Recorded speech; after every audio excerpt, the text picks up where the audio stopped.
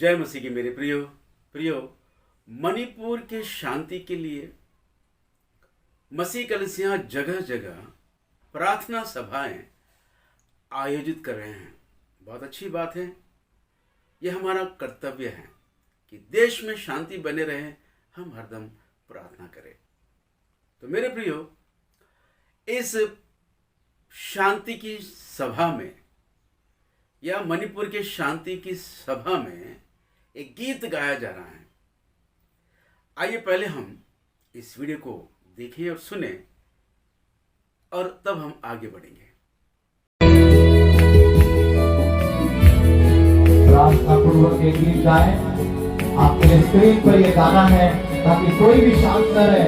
सब ये प्रार्थना है यीशु से और हम इस गीत के माध्यम से प्रार्थना ले रहे हैं। अपनों को तो आइए हाथ को ऊंचा करके गाएंगे गीत। विश्वास से लो, आइए विश्वास से गाए। एवरीबॉडी। दुश्मन को भी प्यार करना मसीहा सिखाते हैं। तो मेरे प्रियो, आपने सुना होगा कि गीत गाया जा रहा है, अपनों को तो दुनिया में सभी लोग प्यार करते हैं। अपनों को तो दुनिया में सभी लोग प्यार करते हैं, पर दुश्मनों को प्यार करना मसीह हमें सिखाते हैं। हाँ मेरे दोस्तों, ये प्रभु यीशु मसीह की आज्ञा भी है। प्रभु यीशु मसीह की ये आज्ञा है कि हम अपने शत्रुओं से प्रेम करें, उन्हें क्षमा करें। आइए मैं वचन पढ़ के सुनाता हूँ। मत्ती रचित सुसमाचार उसका 5वां अध्याय 44 वचन में लिखा हुआ है, परंतु मैं तुमसे यह कहता हूं कि अपने बैरियों से प्रेम रखो और अपने सताने वालों के लिए प्रार्थना करो। अपने बैरियों से प्रेम रखो और अपने सताने वालों के लिए प्रार्थना करो। ये प्रभु यीशु मसीह की आज्ञा है। दोस्तों ध्यान दीजिए, प्रभु यीशु मसीह की आज्ञा है कि अपने बैरियों के लिए, अपने सताने वालों के लिए प्रार्थना करो। मतलब ये है, दुश्मन दो तरह के होते हैं, एक अपने और एक पराये, है ना। दुश्मन दो तरह के होते हैं, जो अपने शत्रु और दूसरे के भी जो शत्रु हैं वे भी उनके शत्रु हैं। पर यहां पर प्रभु यीशु मसीह हमें जो सिखाते हैं, अपने शत्रुओं के लिए प्रार्थना करो, ना कि दूसरों के शत्रु के लिए।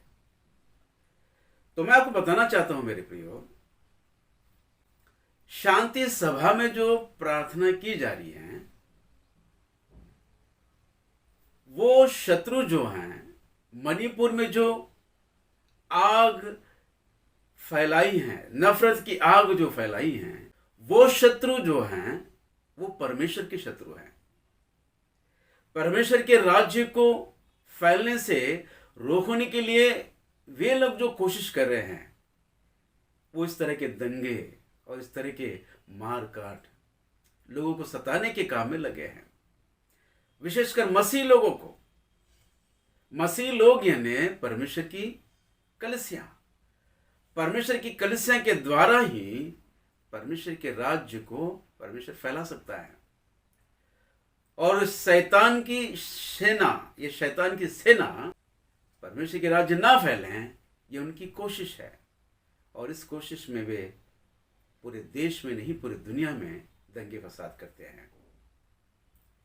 और हम मसीह लोग उनके लिए प्रार्थना करते हैं कि हे परमेश्वर, उन्हें सद्बुद्धि दे, उन्हें ज्ञान दे, उनको मन परिवर्तन दे, उनको मन फिराव की आत्मा दे, उनको अपने उद्धार का ज्ञान दे। मेरे प्रियो, परमेश्वर के शत्रु के लिए हम प्रार्थना कर रहे हैं, जो उसके काम को रोकने की कोशिश कर रहे हैं, हम उसके लिए प्रार्थना कर रहे हैं। तो सबसे अच्छी बात यह है, क्यों ना हम सब मिलकर लूसीफर के लिए प्रार्थना करें। लूसीफर के लिए प्रार्थना करें तो सारी समस्या का हल मिल जाएगा। लूसीफर के लिए प्रार्थना करते हैं कि प्रभु उसको मन फिराव की आत्मा दे और वो मन फिराए, विश्वास में आए, यीशु पर विश्वास करे और परमेश्वर से समाधान हो जाए, परमेश्वर से मेल मिलाप कर लें, तो सारी समस्या का हल हो जाएगा। क्या ऐसा हो सकता है? हमने प्रार्थना कर भी लिया समझो, क्या लूसीफर मन फिराएगा? क्या ऐसी प्रार्थना से परमेश्वर प्रसन्न होगा? आज हम कुछ ऐसा ही कर रहे हैं। परमेश्वर के राज्य को फैलने से जिन लोगों को तकलीफ होती है, वे लोग परमेश्वर का काम पूरा ना हो, वे कोशिश में लगे हैं और दुनिया में और भारत देश में इस तरह के दंगे फसाद कर रहे हैं, और उनके लिए हम प्रार्थना कर रहे हैं। क्या ऐसी प्रार्थना से परमेश्वर प्रसन्न है? दोस्तों ध्यान दीजिए, परमेश्वर का वचन कहता है तुम अपने शत्रुओं को माफ कीजिए, अपने शत्रुओं को, अपने बैरियों को, अपने सताने वालों को, अपने सताने वालों के लिए प्रार्थना करो। ऐसा प्रभु की आज्ञा है। अपने निजी, अपने व्यक्तिगत शत्रु जो हैं, जैसे कि हमारे भाई हमारे कभी कभी शत्रु बन जाते हैं। एक मां के बेटे आपस में शत्रु बन जाते हैं। कारण क्या है? बाप दादाओं की धन संपत्ति के बंटवारे के दिन, है ना?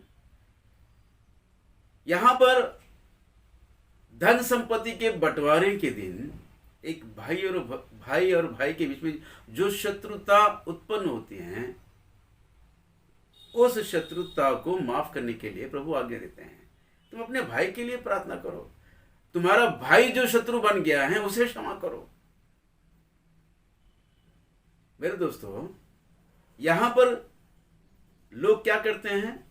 भाई को क्षमा नहीं करते हैं, क्योंकि धन संपत्ति बंटवारे का समय है, समस्या है ये। इसलिए अगर उसके भाग में कुछ कम आ जाए तो भाई पे केस कर देगा, कोर्ट में उसको खींचेगा, उसे कभी माफ नहीं करेगा। व्यक्तिगत समस्या आए तो हम अपने भाई को भी क्षमा नहीं करते हैं, लेकिन परमेश्वर के राज्य की समस्या है तो हम परमेश्वर से प्रार्थना करते हैं कि प्रभु उनको क्षमा कर। ये कैसी भक्ति है तुम्हारी? ये कैसी भक्ति है? इसलिए परमेश्वर का वचन कहता है मेरी प्रजा मेरे ज्ञान के ना होने के कारण नाश होते जा रही है। दोस्तों, अच्छी बात है कि हम देश और दुनिया के लिए शांति की प्रार्थना करें, लेकिन दोस्तों ज्ञान से करें। हम भक्ति करते हैं तो परमेश्वर के ज्ञान से भरपूर होकर करें, ताकि हमारी प्रार्थना सुनकर परमेश्वर प्रसन्न हो। दोस्तों, मैं आपको बताना चाहता हूं, परमेश्वर के दुश्मन परमेश्वर के हाथ सौंप दीजिए। परमेश्वर के दुश्मन हमारे दुश्मन हैं। ये मैं नहीं कह रहा हूं, ये पवित्र शास्त्र बाइबल के वचन में लिखा हुआ है। भक्त दाऊद का अनुभव है, भक्त दाऊद का अनुभव है। ध्यान दीजिए, मैं आपको वचन पढ़कर सुनाता हूं। आइए हम पढ़ेंगे भजन संहिता उसका 139। भजन संहिता 139 अध्याय, और मैं आपको 21 और 22 वचन पढ़कर सुना रहा हूं। लिखा है, हे यहोवा, क्या मैं तेरे बैरियों से बैर न रखूं और तेरे विरोधियों से रूठ ना जाऊं? हाँ, मैं उनसे पूर्ण बैर रखता हूं, मैं उनको अपना शत्रु समझता हूं। तेरे बैरी मेरे बैरी, तेरे शत्रु मेरे शत्रु, मैं पूर्ण रूप से मैं उनसे बैर रखता हूं, मैं उन्हें शत्रु समझता हूं। दोस्तों, परमेश्वर के शत्रु हमारे शत्रु हैं। परमेश्वर के शत्रु यानी परमेश्वर के राज्य को फैलने से रोकने वाले, परमेश्वर का राज्य ना फैले ऐसे कोशिश में जो दुनिया भर में दंगे करते हैं, वे परमेश्वर के शत्रु हैं। और परमेश्वर के शत्रु हमारे शत्रु हैं। मेरे दोस्तों, परमेश्वर के शत्रु जो हमारे शत्रु हैं, उनके लिए जो प्रार्थना में करना है, भक्त दाऊद हमें सिखाते हैं। दाऊद कोई साधारण भक्त नहीं है। परमेश्वर के मन के अनुसार चलने वाला परमेश्वर का सच्चा भक्त है। परमेश्वर ही उनके विषय में गवाही देते हैं कि दाऊद मेरे मन के अनुसार चलने वाला मेरा भक्त है, सच्चा भक्त है। और परमेश्वर का ये भक्त किस तरह की प्रार्थना करते हैं शत्रुओं के विषय में, आइए हम पढ़ेंगे 140 भजन उसका। 140 भजन उसका मैं आपको पहले 8 वचन पढ़ के सुनाता हूं। 8वां वचन पढ़ के सुनाता हूं। हे यहोवा, दुष्ट की इच्छा को पूरी ना होने दे। हे यहोवा, दुष्ट की इच्छा को पूरी ना होने दे, उसकी बुरी युक्ति को सफल ना कर, नहीं तो वह घमंड करेगा, नहीं तो वह घमंड करेगा। दुष्ट की युक्ति को पूरा ना होने दे, नहीं तो वो घमंड करेगा। और 9वें वचन में लिखा है, मेरे घेरने वालों के सिर पर उन्हीं का विचारा हुआ उत्पात उन पे पड़े। जो गड्ढा हमारे लिए खोदा जाता है वे उसी गड्ढे में गिरे। ये दाऊद की प्रार्थना है। और 10वें वचन में लिखा हुआ है, उन पर अंगारे डाले जाए, उन पर अंगारे डाले जाएं और ऐसे गड्ढों में गिरे कि वे फिर उठ ना सके। ये दाऊद की प्रार्थना है। ऐसे गड्ढे में गिरे वो फिर से उठ ना सके, उन पे अंगारे बरसाए जाए। दोस्तों, ये दाऊद की प्रार्थना है। परमेश्वर के शत्रुओं के विषय में दाऊद की प्रार्थना है। परमेश्वर के शत्रु दाऊद के अपने शत्रु बन गए हैं और उनके लिए प्रार्थना करते हैं कि उनकी युक्तियों को सफल ना कर, नहीं कहीं ऐसा ना हो कि वो घमंड करे। और जो उत्पाद, जो गड्ढा वो हमारे लिए खोदते हैं वे उन्हीं में, वो गड्ढे में वो ही गिरे हैं। और लिखा है, उन पर आग गिरा दिया जाए, आग बरसाए, भस्म कर दे, अंगारे डाले जाए। ऐसे गड्ढे में गिरे कि वो फिर उठ ना पाए। ये परमेश्वर के शत्रुओं के विषय में जो प्रार्थना हमें करनी है, परमेश्वर का वचन हमें सिखाती है। दोस्तों, आप कहोगे ये तो पुराने नियम की प्रार्थना है। पुराने नियम में भक्त दाऊद ने जो प्रार्थना की, ये पुराने नियम की आज्ञा है, पुराने नियम की प्रार्थना है। हम कैसे इसे कर पाएंगे? तो मैं आपसे कहना चाहता हूं, दाऊद अपने भजन में 23 भजन में यहोवा को अपना चरवा माना है। यहोवा मेरा चरवा है, मुझे कुछ घटी ना होगी। क्या नए नियम की कलीसियां यहोवा को अपना चरवा नहीं मानती है? नए नियम की कलीसियां के लिए क्या यहोवा उनका चरवा नहीं है? दोस्तों, यहोवा पुराने नियम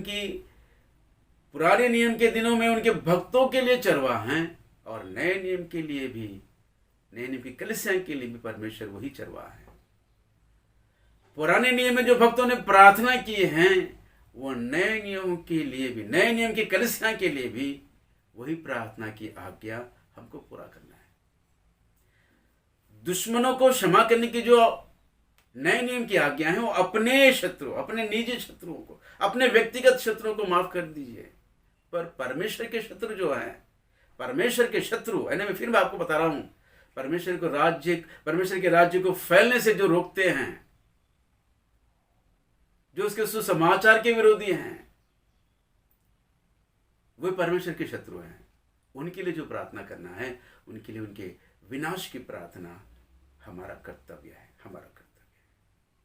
दोस्तों, फिर एक बार मेरी आप लोगों से विनती है, सत्य को जानिए, सत्य को जानिए। अति धर्मी ना बनिए। अति धर्मी बनकर अपने आप को नाश के कगार में ना ले जाए, क्योंकि परमेश्वर का वचन कहता है अति धर्मी ना बनो और अपने नाश का कारण ना बनो, अति ज्ञानी भी ना बनो और अपने नाश का कारण ना बनो। दोस्तों, परमेश्वर के ज्ञान के अनुसार हमें भक्ति करना है, प्रार्थना करना है, तब जाकर हमें परमेश्वर से आशीष प्राप्त होगी। क्योंकि परमेश्वर की इच्छा के अनुसार जो हम प्रार्थना करते हैं, भक्ति को उसके आज्ञा के अनुसार हम व्यतीत करते हैं, तो परमेश्वर प्रसन्न होकर सारी आशीषों से हमें भरपूर करेगा, सारी समस्याओं का हल हमें देगा। और मेरी प्रार्थना है कि देश में और पूरी दुनिया में परमेश्वर की शांति बनी रहे। जय मसीह की। Praise the Lord. आमीन आमीन।